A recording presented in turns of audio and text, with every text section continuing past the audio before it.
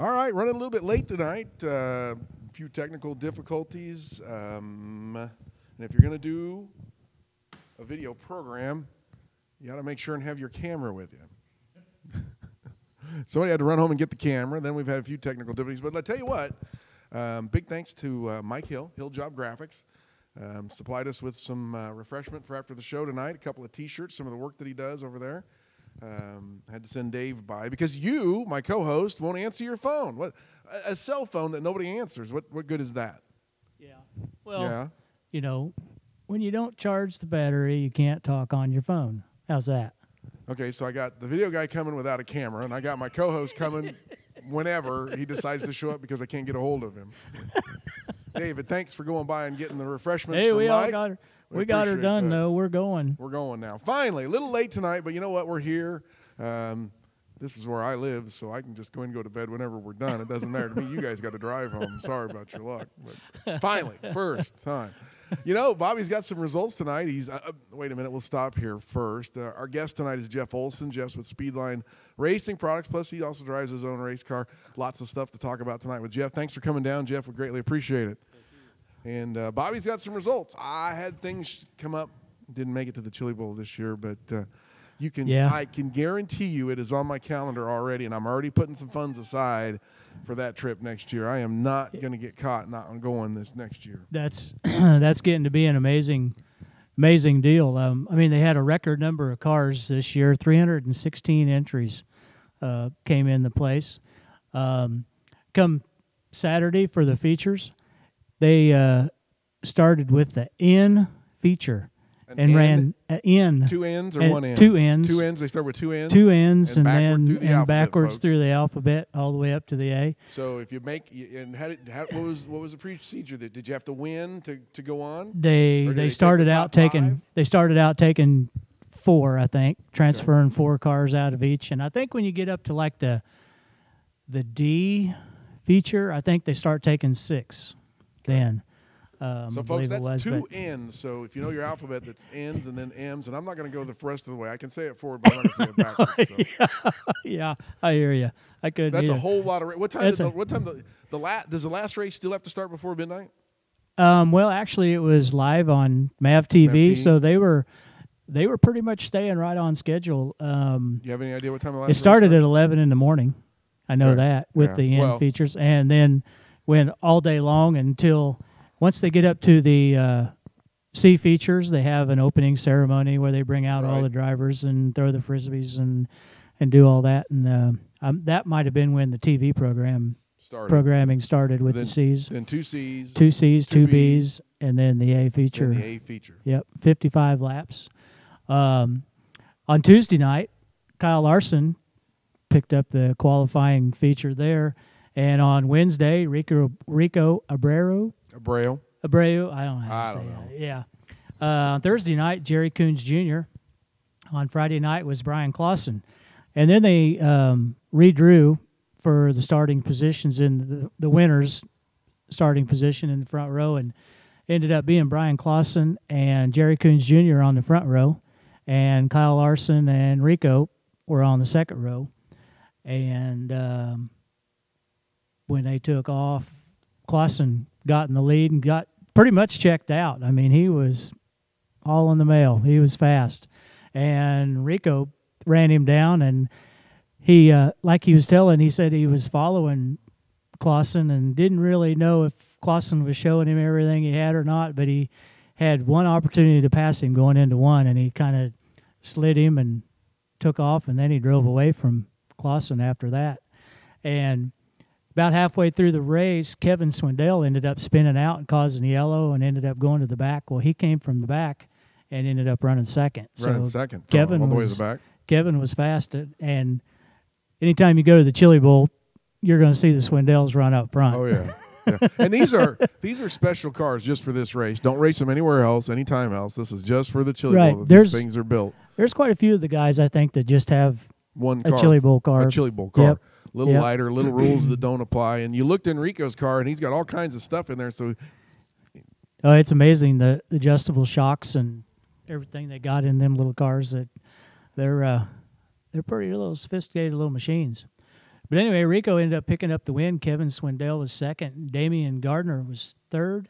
Tanner Thorson was fourth, and Sammy Swindell was fifth. And like I say, put on one whale of a show. So if you ever get the chance, need to I'm going. need It's to already take on the up calendar Chili for Bowl. next year. I'm Yeah. going. I'm not. Yeah, it's happening. it's pretty good time. Pretty good time. You know, yeah, it's just one of those things. We couldn't make it this year, but yeah, it's always a good time. When did you go down? Did you go down Friday like normal, or did you?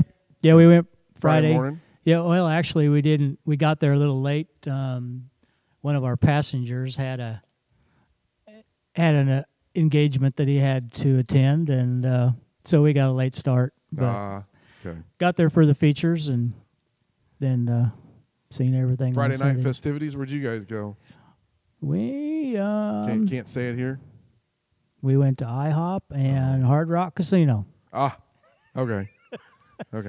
And then come Saturday night, we went back to IHOP, and we left IHOP and went to Taco Bueno and left Taco Bueno and ended up at the Waffle House. Couldn't get service anywhere, huh? Have you ever tried to walk up to a drive-through? Oh yeah, they don't like that.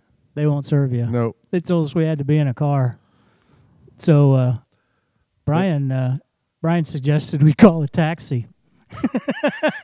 They don't see the humor in you walking up to the window. I don't get it. I don't know why. No. There's got to be a rule or something, I but they know. don't like it. We was You know- all standing around the speaker, and nobody talked to us. Hello. We needed a car, I guess. Yeah.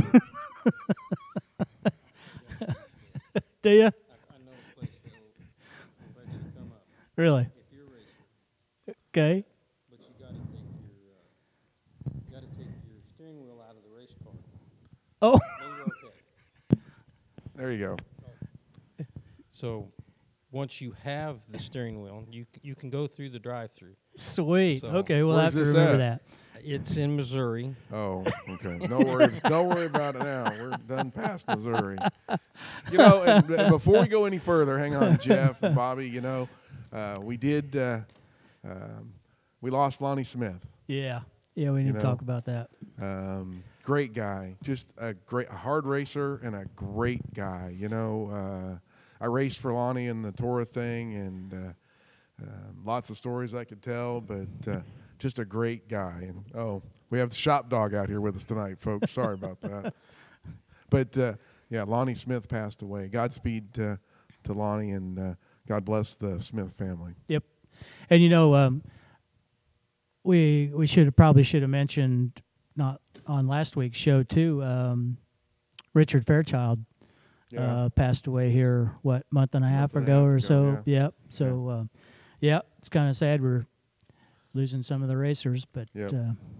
yeah, it's too bad. Lonnie was fun to race for, I can tell you that, and he was fun to race with too. You know, it was good to see him here. He came to Salina quite a bit. And, He did with the late model thing going on. He he started showing up a little bit more. got a and, little bit involved, and yeah, lots of rumors, lots of stories. You know that he wanted to get back in and run. Of course, he kept telling his brother one more time, you could tell one more time. you could see that his health wasn't real good here last summer. I know he spent a lot of time riding on the four-wheeler because he really wasn't able to walk too much. But yeah, that's too bad. Got a guest asking us, Dave, where Race Talk is, how they find it, where's it at? It's on Race Talk Live Kansas. Where do they get it? You got the link on the. It's on the Facebook page. Okay, go to the Facebook page. You'll find it there. Go ahead, Bob. So Jeff, what you been doing all winter? Nothing. Nothing. Join the crowd, huh? Yeah, Yeah. for a change. Actually, I think this is probably the first winter that we really haven't done much at all. So, You, I know you took a little tumble here at Salina Speedway here there toward 3/4 the way through the summer and kind of tore things up. You got it back together, and things go back together okay? yeah, surprisingly, it went back pretty good. Replaced a lot of parts. There was some bent stuff, but it wasn't anything that kept us from going out the next week. So we had one more race, and that was the big 2-day show, and we wanted to make that. And we had talked about bringing the backup car out, and we just decided that let's tear into this one because we had it out all year, and we didn't want to do much changing and everything. Well, I think got into a little more work than bringing the backup car out, but I had a lot of good pit crew guys come out and help me out, and they got it back together, and we went out and ran the 2-day show and made the field and had a top 10 finish. So That's I can't good. complain. Oh, what do you think of the sport mod class? Are you kind of liking it? Yeah, I am. It's real competitive. It's a lot more competitive than what a lot of people think. There's a lot more work to it than what you think. I mean, it's like working on a regular modified. You're just 2 bars short, basically. Yeah. But it's a fun class. I enjoy it. So it's kind of going back to the old school, back in the days when I first started running modifieds. We was all on 3 links and everything. And, of course, nowadays everybody's on the, 4 links and 4-bar cars and, do the quick change stuff and everything. So, just kind of something to go back to kind of where you started and have some fun with everybody. I've said this, quite a few times. I'm pretty impressed with IMCA, the way they've taken their the rule package for the sport mods with the claim motor and the crate motor. I mean, with the claim motor having to run the 2-barrel carburetor and the crate motor having to run the 4-barrel carburetor. I mean, it's pretty equal, I think. As far as that goes. Oh yeah, definitely. I know there's a lot of times we've been trying to figure out how we could sneak a 4-barrel on without getting caught. Because you got a little more in something, and you could use it that night, and you just can't do that. So, but it does. It equals everybody out pretty good. A lot of people talk about Tyler Fry and Carter and Nate Jennist was always up front and everything. But I tell you what, it wasn't always just the car. I mean, them are 3 really good, talented drivers. Mm-hmm.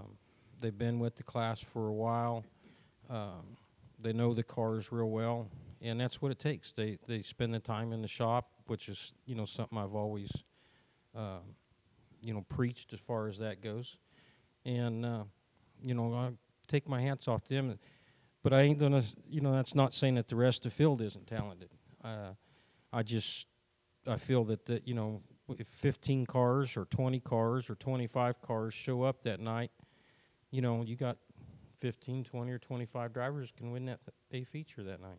Yep, it's definitely a fun class to watch. That's for sure. Yeah, it's. I know where his backup car is. Yeah. Yeah. I'm Wouldn't sure. take much to get it running, I'm sure. No, we probably a motor. Mm-hmm. Tranny. Yeah. Mm-hmm. I've Yeah, looked. wouldn't I didn't look to see if there's a gear in it or not. No, no. Well, darn it. Yeah, I might have to stop after the show. I haven't seen that. Yeah, for you might about have to year. take a look at it. It's resting comfortably. I want to can make tell you sure that. the window opening's still the same. It is. Nothing's changed. Trying to change it so I can get in it. So. Yeah. But that one was given to me, the one back behind me, but I don't know that that's the way to go. But anyhow, talk about your tumble this year. I mean, Bobby mentioned it. What happened? Well, it was kind of a racing thing. Everybody says it was a racing thing. Yeah, well, you kind of do because you don't want to put the blame on anybody, and I don't. I know. I don't blame anybody. We're not trying to put you on the spot. We got in a little tangle a couple laps prior to that. And I had some people that were out there, had come out that night to watch us, and we... Classmates. Yeah, some classmates. And so, we wanted to at least get a decent finish, and we had something new under the car we was wanting to try. And the car wasn't totally right. And anyhow, like I said, we got in kind of a little mix-up before, so we took a couple laps trying to get back up there. And next thing I know, I got turned sideways, and another driver didn't have no place to go and ended up in the side of me, and car took off and just started rolling. How many times? 2, I believe. I counted 3, I thought, but that's okay. Well, that could be. I mean, You wasn't counting. No, I wasn't counting. I was actually I was more, believe it or not, I was more worried about getting the thing shut off and taken out of gear, which I did sometime during the rollovers. So I was more worried about getting that done than I was counting the rollovers. What transmission you run? We run a 3-speed Saginaw. Okay. It's a So- little tougher than a Powerglide. I was wondering why Yeah. you were trying to get it out of gear so quick, but So, you know, sometimes I guess instincts take over when you're in something like that. And Is that it the just first comes time you've been upside down? no, we got to talking about that a few weeks later. Believe it or not, I think that was probably the third or fourth time. Really? really. Yeah. So I've been on my lid. You know, if you figure how long I've been racing, it's really the ratio isn't bad. It's Yeah. like once every 10 years. So, you know, we've had some near close calls, you know, and stuff. Yeah. But no, I've been on my lid a few times. You know, you get to talking about that. You say you got turned sideways, and a lot of times, if I remember right, the track was pretty tacky that night, Mm-hmm. and the right side tires dug in Yeah. Mm-hmm. to the dirt, didn't it? And Yeah. then, see, So It wasn't. You know, it was just one of those deals that track's tacky. yep, You know, you get sideways and something's Yep. gotta give. bad stuff happens. Uh-huh. Yeah, that's why we always like. You know, part of the reason why I always like to see slick tracks is, you know, if things do happen, you don't get stuff tore up near as bad most of the time. right. Yeah. Very true. What Yep. chassis is that anyhow? The one we ran last year was a Bills built. Okay. Our backup car is a Fastmaster. Okay. So basically, two different cars. Sure. The Fastmaster was originally our modified, so it came out with a 4-bar car. You know, when we first bought it. Then when we decided to go to the Sport Mod class, I actually come up with some brackets that I designed, drew up and built. And made. He's a bracket building fool. He's always trying something to move things around or do this or do that. He builds more brackets than anybody I've ever met. Yeah, I Sorry, know. Jeff. Yeah. It's. I mean, you I go do. over- I go, he calls me up to come over and align the front end, and I go over there, and he's got stuff hanging on the walls and piles in here that he's made. Yeah, he's got stuff laying everywhere. He's got brackets. Yeah, I sold a Harris car one time, and I told the kid, you know, if he needed some help with it, you know, to give me a call. So he picks the car up. The next day he calls me up. He says, I need some help. And I says, what's that? And he says, what's the stock locations for the shops? And I says, you know, so I start telling him, and he says, well, what's these other 10 spots we got? You know? So I told him, I said, well, don't worry about them till we get into other parts of, you know, other time of the year. So, yeah, a lot of times when you look at, you know, fortunately with these cars, they're all pretty much what the chassis guys put in them. You know, I haven't done a lot with them, but You will. I will. Yeah. Yeah. And there's a lot of times where we're sitting there scratching our head going, what do we do tonight, you know? And most of the time we're wishing we didn't have all them holes. We just need to weld them shut. And, Dial yourself out. yeah, a lot of times Happens you do. every time, doesn't it? Them guys- Always. Yeah, them chassis to builders, they overthinking put it. all them holes in there. And, yeah. Yeah, a lot What of do you do now? You know, a lot of times, guys. Well, and Bobby, you set cars up, and you've been around them. To be honest with you, the more holes in a car, what I tell guys is they're there to sell you that car, Right. because most of the time you're not going to use 90% of them. No. But a racer will go buy them because it's got more holes Yeah. in it, you know. Yeah, it looks So- cool. Yeah. Look at Yeah. that. I got toys to play with. Yeah. Yeah. So I can make all kinds of adjustments to get fast. Yeah. Oh, yeah. It's Make all kinds to get Adjustment slower. go too. slower, and then pretty soon you're like, Bobby, what do we got to do here? It's not moving forward. You know, Jeff, you and I have been around this game a long time. I think you actually started before I did, but somewhere in time we built a race car together. We did, and we've talked about that a lot, you know, over the years. And, you know, that comes up in a lot of our, you know, I was talking to Bobby before the show here, you know, about some of the stuff that we've done over all these years we've been racing. And that's definitely one of the things was the year that We raced you down know, at Hutch. we raced down at Hutch, and then Man, did we have fun. Stories that you can tell and the stories you can't tell. So And and we got rained out. It was all if we ever we'd always go. It didn't matter, even if it looked like it was going to rain, because if we were going to get rained out, we'd go to that Cowboy Casino or whatever it was. Cowboy, yeah. Was I it don't casino? know what it was. I don't know. It was It Cowboy something or Cowboy another. something. And was it on 4th Street? Yeah. Yeah. It was right there downtown. Oh my God! And we just pull right in there. We wouldn't care if it was raining or not. It didn't No. matter. Well, here's where we're going. Yep. I don't even know. Is that well, place even around anymore? I don't haven't think been so. down there. I haven't been down there. I don't even know if it's open. I So don't think it is. and everything that you've raced. I mean, I think I can't remember. That was a street. There's a picture of it in the house. I have to get it for you and show you. Somebody, it was either you or I, was racing against Jerry Phillips. And looking at the fire suit, it looks like it might have been you. But when Jerry was running the street stock stuff. Right. But out of all that stuff that you've driven, and you even played with some midget stuff too. What's your most favorite? Oh, deep down, the midget was probably my favorite. Are you nuts? Well, that's what everybody tells me, so probably, yeah. I've always, Bobby and I used to go to the World Outlaw shows all the time, every chance we got. And I just loved the open wheel cars. And so when I got the opportunity to get into one, it probably wasn't the right place to start your midget career. And the best part was you didn't own it. Yeah, it was. Yeah, I it was. didn't know It was that. you and Steve's, You just wasn't had it? to drive it. Steve's gone. We lost Steve several years back. mhm. But I'm sorry, Jeff, but I got to go with the late model thing. There is something about them big fat cars that I really like.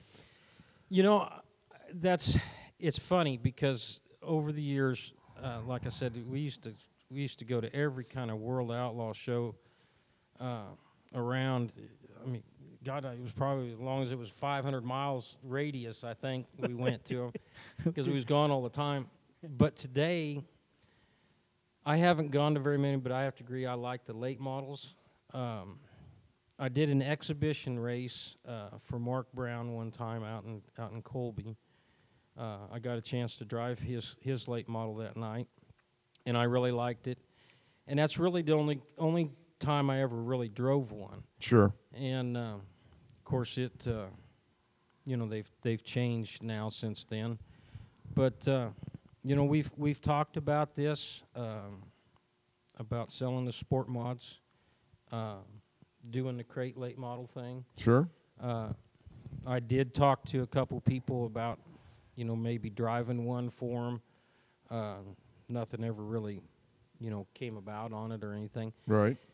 It's not out of the question. I think it'd be something fun. It's something I would like to do on a competitive basis, at least 1 year, just to say I did it. I mean, I've been in street stocks and midgets and modifieds and sport mods, and I think I raced a tricycle one time. You even raced your own personal car. I'll never forget this one at Salina Speedway when they had that head-to-head challenge thing. Yep. You raced Yep. your own personal car and got in a wreck. Got in a wreck. Your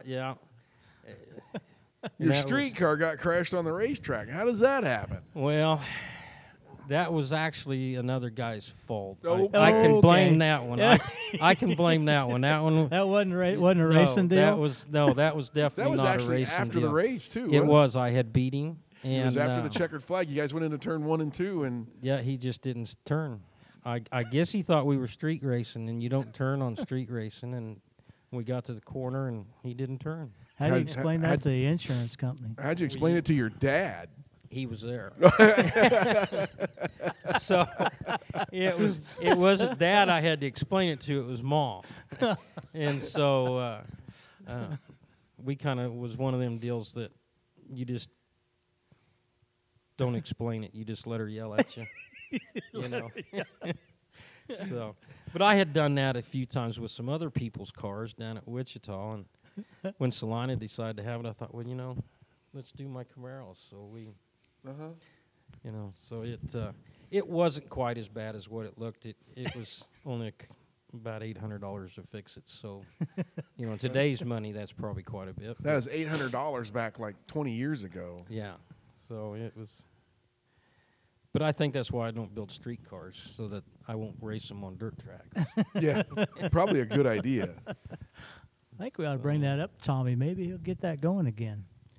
It's actually kind of a fun deal. I Yeah. mean, you know, Yeah. I think out of that whole time that, if I remember right, I think Donnie Brown had the track at that time. Could be. And I think the biggest deal on that was the only accident out of all of them that he'd had. You know, so you know, growing up with people seeing me do that, they've never let me forget that. So Yeah, well, guess what? I saw it. yeah, I won't let you forget it. that's true. You know, you Speedline Racing Products, so you deal with a lot of guys. What's your recommendation for a young kid comes to you and says, "I want to go racing"? What do you tell him? You say no, go home, or do you tell him to go find a big fat bank account, or do you point him in a class that you think, you know? Well, and it's tough these days. it is. It's tough because you know the mini stock class isn't what it used to be, and they're doing away with that thing and doing some changes there, or it's gone, or whatever. So.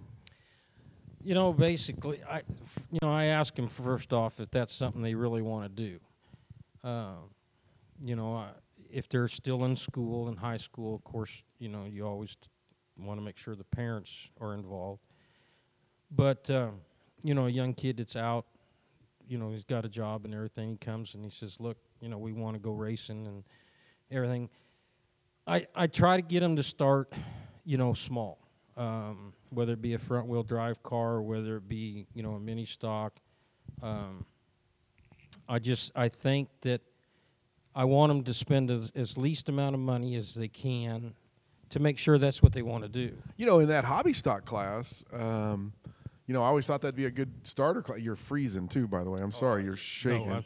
But you're shaking. Yeah. I'm trying to think of what the temperature is. In Oh, here. it's all cold. right. But anyhow, you know, the hobby stock class used to be a decent beginner's class, but holy cow, they get a big field of cars, and that thing is fairly competitive. Where's the guys start, Bob? What do you know, Jeff? What do you tell them? Yeah, the way the hobby stock class is now, yeah, it's Teach you a lot. Although, you know, some of the guys have done a lot to the cars. I've worked with a couple of them. You know, they tricks and things, you know, in the cars that, you know, they've dug down into that's legal.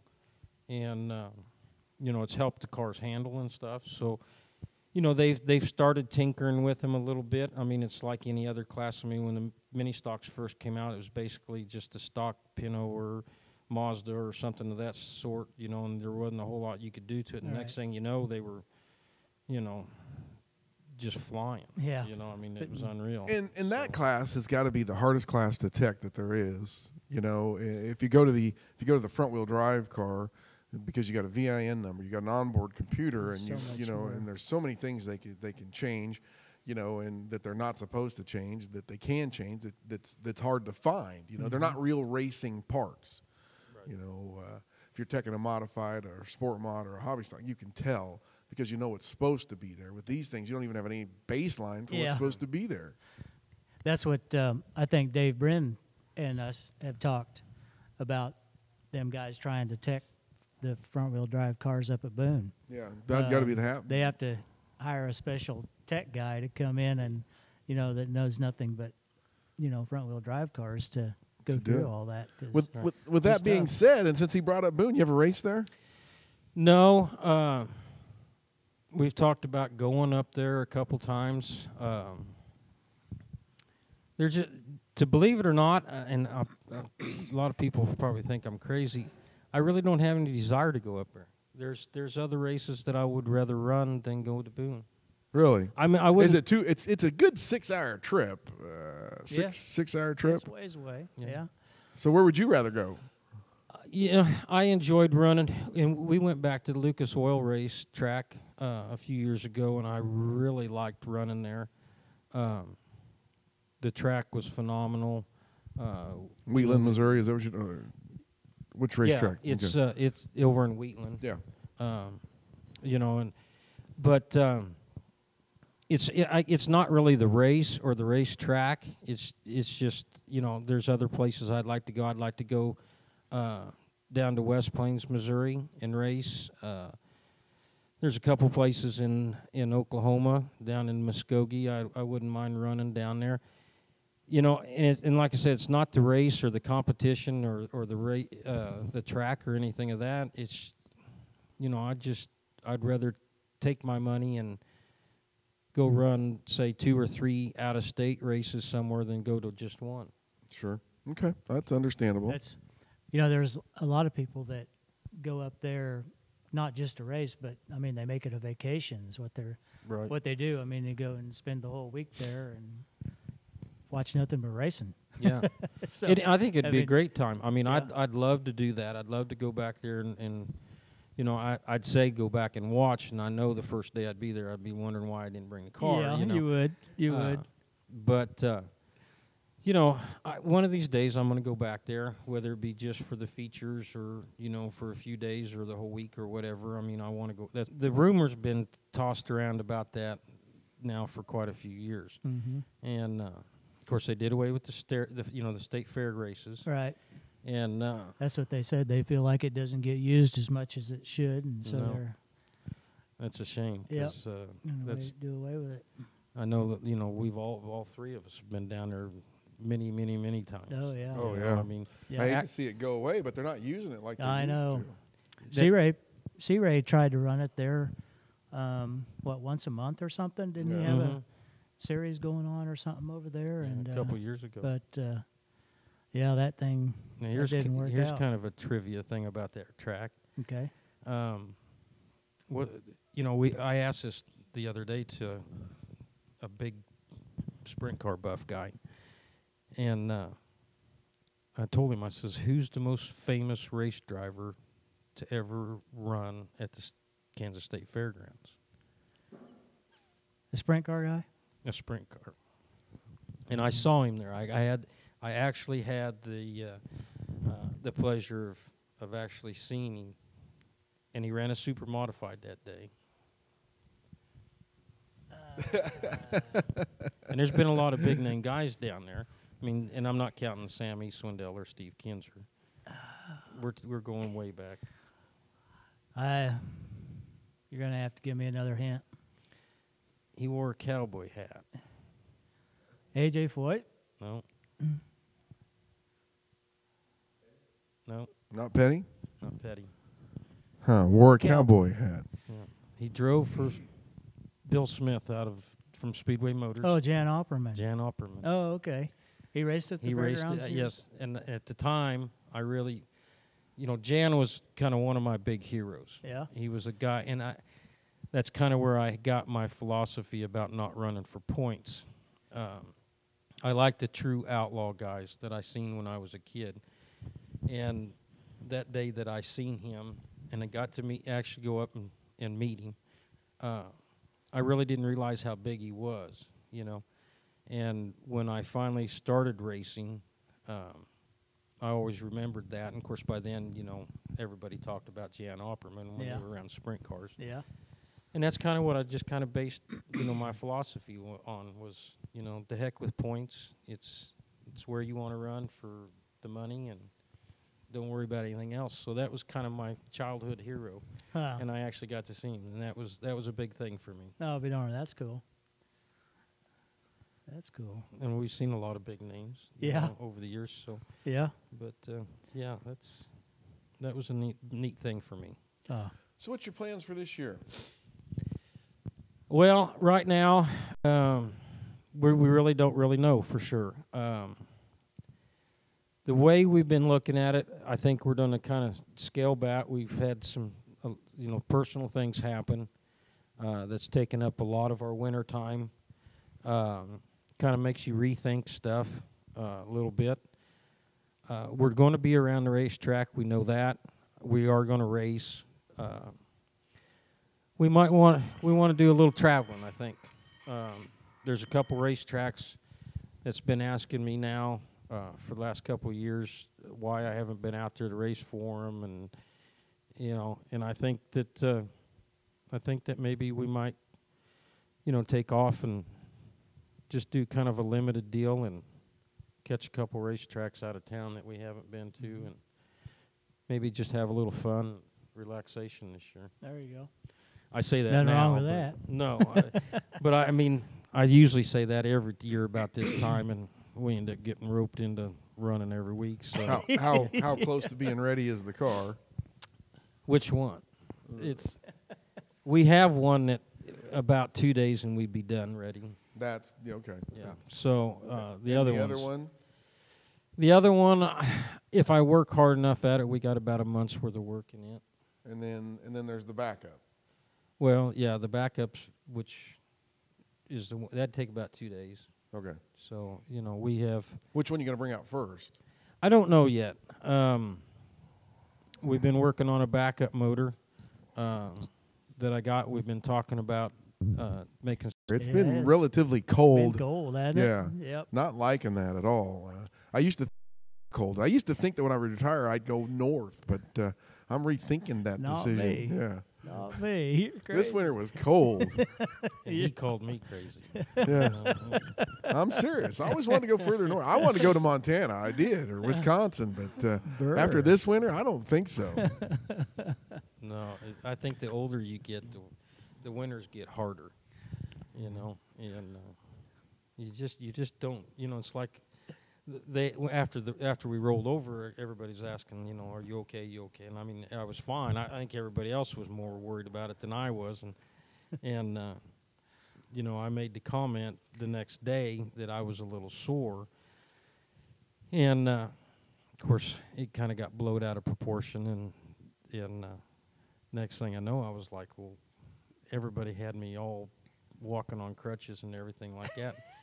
And I was like, I'm a little sore. I'm a little older. I don't heal as fast, like I used to, so I don't bounce right back, So, but I'm not on my deathbed either. So Yeah. Yeah. Yeah. Yeah. No, it's pretty cool how far the cars have came to make them as safe as they are. I mean, you hardly ever hear of anybody getting hurt anymore. I mean, with all the safety equipment, and I know we've talked about this before, but yeah, they do a good job. And I was pretty fortunate because we'd fought an issue up until about 2 or 3 weeks before the rollover, and that was I had purchased a full containment seat, and I had had back surgery the year before. So with this seat, we was doing some modifications to it to try to make it a little more comfortable, for my lower back at the time. But the seat never fit me, and I never got comfortable in it, and I was sliding and kind of moving around even with my belts tight. So a couple weeks before that, I called up one of my warehouses and I said, look, I'm getting tired of this thing, send me down this other seat. So they did, and we put that in, and it was like night and day. Really? And so we got to test it out, and it wasn't the way I wanted to test it out, but Yeah. it worked great. So That's I mean, good. you're right. The equipment, the equipment's come a long ways. Yeah. And you don't bounce around in the cars like you used to, and it almost makes it like you're in a recliner anymore. Yeah. It's the hardest part of the whole thing is staying awake in the lineup area. Yeah. Oh no, really? So, well, I've been known to fall asleep. Yeah. So you get comfortable, It's a good thing they don't have, like a TV in front of you or, Music radio. playing in Oh, your yeah, ear. I'd be done. I'd be sacked out. I fell asleep in the lineup area. There was a red flag on the track, and I just got comfy in the car. And before I know it, they're tapping me on the shoulder. Hey, you going to race this race or Yeah. not? Yeah. Yeah, it gets that way. So you talked about your crew guys helping you put the car back together after your little tumble. Why don't you mention some names? Yeah, I had a pretty good crew set up, and they worked their tails off out there in the shop, So it's good to have people like that, and I feel real fortunate because without them, a lot of times we wouldn't be there. All right.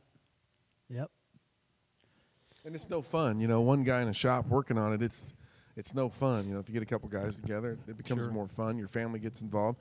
Your dad's always helped you. Has he always assembled your engines for you? You've got somebody that does your machine work for you. Right. Mark Brown's been with me from day one. Mark and I, in fact, grew up down here, in this little town you live in. Yep. Mark and I actually assembled my very first race motor right here in New Cambrian. Sure. Just down across the alley from you. I won't say how long ago that was, but, so he's been with me for quite a while. But, yeah, my dad's done, he's done all my assembly work for me, and we kind of come to agreement that, he'll stay out of the chassis and I'll stay out of the motor. And so that's kind of where we stand with it, and it's been that way for 30 years now. So sometimes we have our ups and downs, but overall, if you count all that years, we've had a lot of good luck together. Yep. So it's most of the time it's if I get, if it's the driver making the mistakes, not the mechanics. Does he ever tell you what you should have done? No, not really. It's more to the point of we've had in our shop last summer, and when I say argument, I mean there's been some huge arguments about Really? this thing. We actually had a crate, and when it was all said and done, it ended up in my dad's truck. No, So that's it. Originally when we got it, we actually talked about putting it in the sport mod, or Yeah. keeping it for the sport mod. yeah. But it was a motor that we had bought with another car that we resold, and we kept the motor, and IMCA had that thing. They don't want you to get into it and this kind of stuff. Well, it had been hurt.